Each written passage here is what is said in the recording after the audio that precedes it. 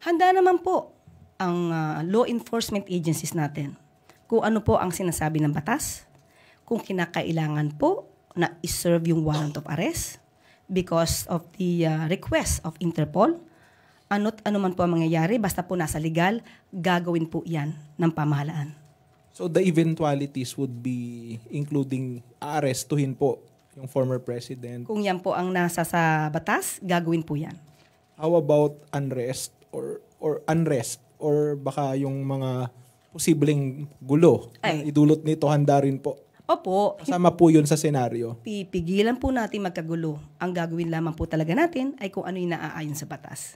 So, kung tayo naman po, ito naman din po ang pakiusap natin. Kung mangyayari po ito, yung mga tao, ang taong bayan, kung sino man yung mga supporters, makinig na lang po kayo kung ano yung sinasabi ng batas. Huwag na po tayong makialam kung inyo pong ang gagawin ay hindi naman po naaayon o labag sa batas ang inyong gagawin. Tingnan nyo na lamang po kung ang pagsisilbi, halimbawa po magsisilbi ng warrant of arrest at lahat naman po ay ayon sa guidelines at ayon sa rules of law. Huwag na lang po sanang maging matigas ang ulo ng ibang taong bayan para pigilan to, katulad nung nangyari sa panahon po ng pag-aresto kay Pastor Kibuloy.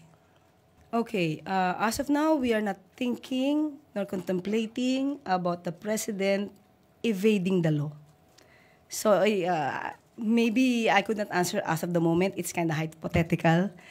We cannot conclude that there is this propensity on the part of former President Duterte that he would escape, considering he was the one who asked for this.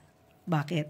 Sinabi niya sa Quadcom hearing, handa siya harapin ang ICC.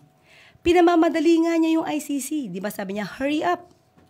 At ang sinabi pa niya, tomorrow, bukas na bukas din, kung gusto niyo mag-imbestiga. And if you will put me in prison, I will rather rot in jail.